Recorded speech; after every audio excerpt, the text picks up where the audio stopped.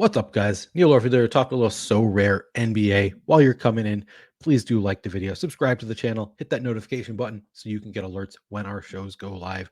We have just a 3-day slate here. There's no NBA, obviously, on Monday. I'm recording this on Monday. There's no NBA right now because of the NCAA championship game going on. They took a day off, so we just get a three-day slate here. Tuesday through Thursday should be a fun little slate. And also, I should tell you that if you use the link in the description of this video, if you're new to Sorare, use the link in the description of this video to sign up. When you make 5 card purchases on the secondary market, you will get a 6th card free. That 6th card will be a limited card numbered to 5,000. It's tracked on the Ethereum blockchain. Those are the cards that I use. I typically play the limited contests. I also play the common because I have some of those cards, but I focus on the limited contests right now for the most part, getting close to being able to play some rare contests. Don't have quite the cards that I think can really compete in a rare contest, but I love competing in the limited contests, and I'd highly recommend signing up. Use the link in the description, buy 5 cards. You'll get a 6th card for free, and that 6th card will be a limited card numbered to 5,000. So that is a great deal. Also, you can find projections for Sorare for free on Stochastic. I will show you how to do that. They have been working great for me. I've been winning a ton just playing the optimal lineup on the Stochastic homepage. Has done well enough. I've been top 20 several times. All you have to do is you go to NBA, free NBA DFS data, Sorare NBA projections, and that's the page we're on right here. This is the main page of the Sorare projections. And if you're new here, I'll just go over quickly what everything means in this sheet. Obviously, player name, projection is our projection, and this is our projection for the player's best game in the period. So a lot of these players, since it's three days, have 2 games. Almost everybody except for the Knicks, I believe, have 2 games over this 3-day period, and the projection is going to be the player's better projection in those 2 games. So this is, DeLone Wright has 2 games. 35.1 is our projection for his better of those 2 games. I think that's really cool that we can project out multiple games in advance. Really useful.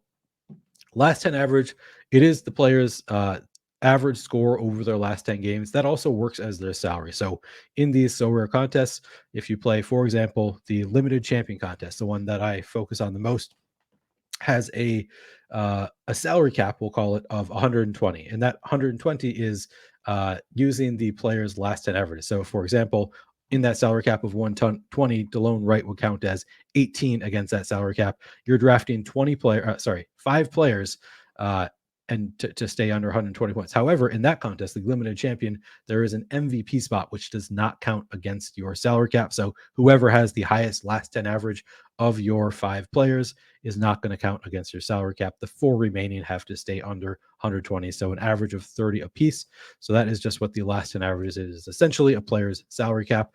Value is just projection minus last 10 average. So how much better a player is expected to do this week as opposed to their last 10 average. So how much better they're going to do than their salary cap, essentially. So DeLone Wright has the best value score on the entire slate, then Jordan Goodwin, Kendrick Nunn.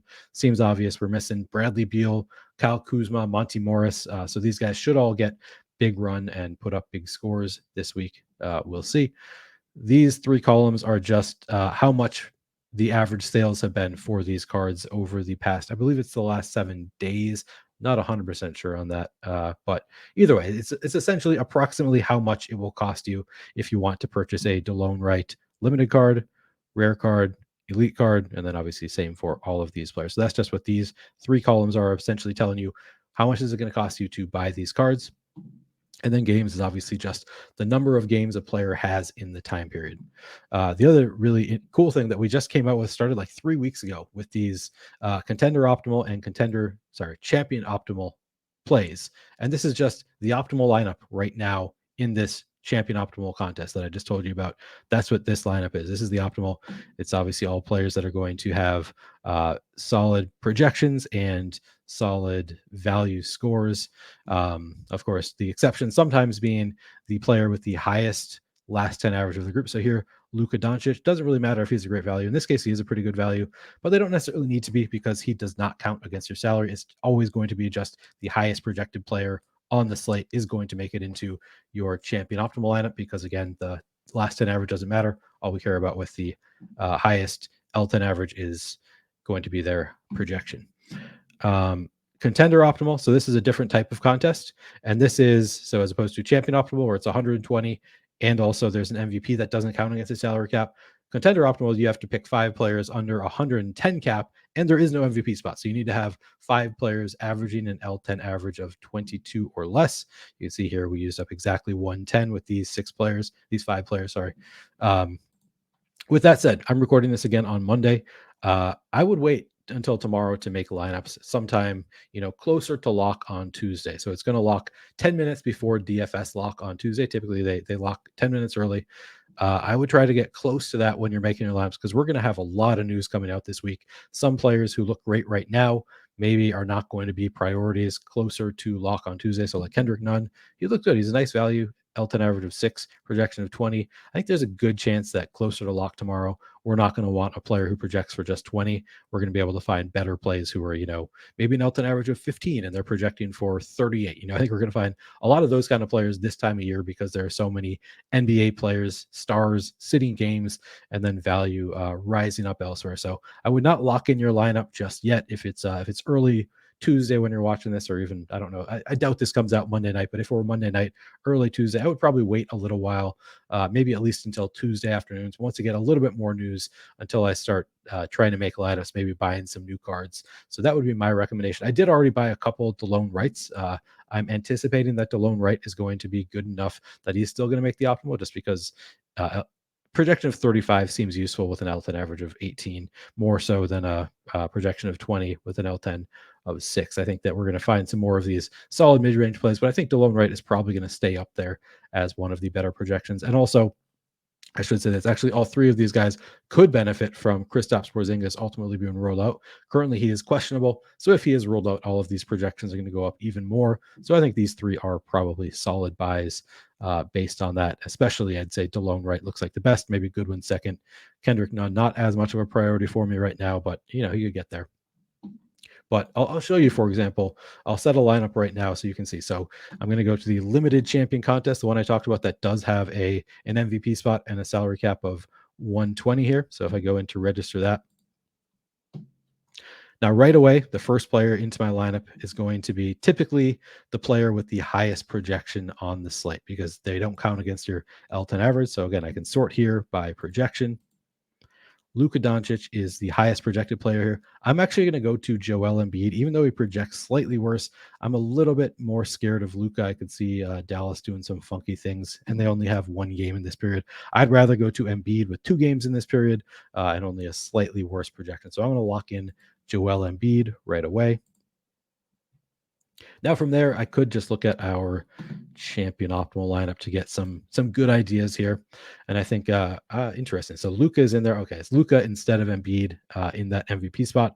Does have Anthony Davis in there. Looks like a pretty good value. L10 average of 48, projection 57.5. So Anthony Davis looks great. I think I have an Anthony Davis, so I'm going to put him in there. Now, another player in here who I do not have currently, who I might buy tomorrow. I have not made the purchase yet, but SGA looks good. L10 average of 47, projection of 57. I do, though. I just actually won this today in a contest. I pulled this Kevin Durant card.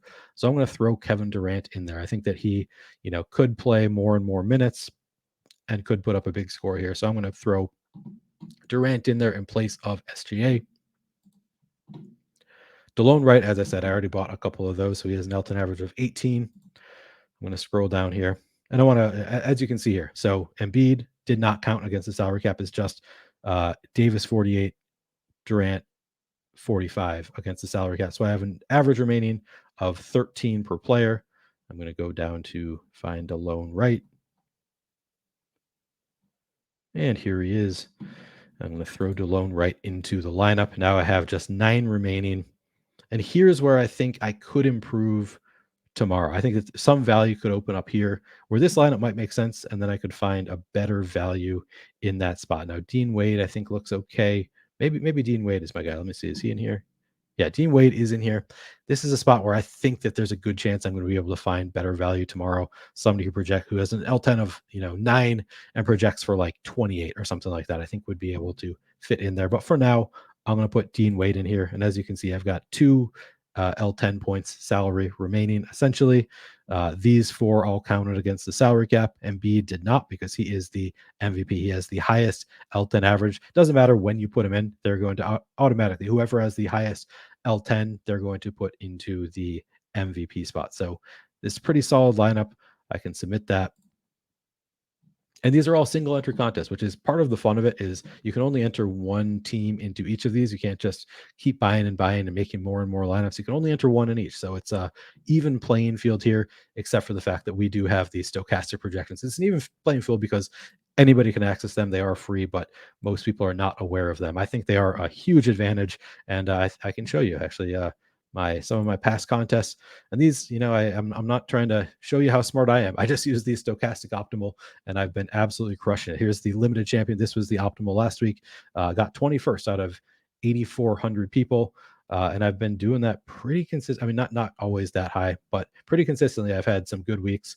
Prior to this, the previous week there was an underdog contest where you could only use a salary cap of up to 60, and I just straight up used the top four value projections, and then I couldn't fit the fifth in, but I could fit the sixth in, and I just put that lineup in, and I got sixth place out of like a few thousand, I believe. It's just the projections are so good, and not many people are using them. So I highly recommend signing up for Sorare and using these stochastic projections. If you do start using the optimal, you're going to dupe me, so I'm not going to love that, but maybe I'll start getting away slightly from the optimal because I think that there are a lot of really solid lineups that you can use in just using these projections.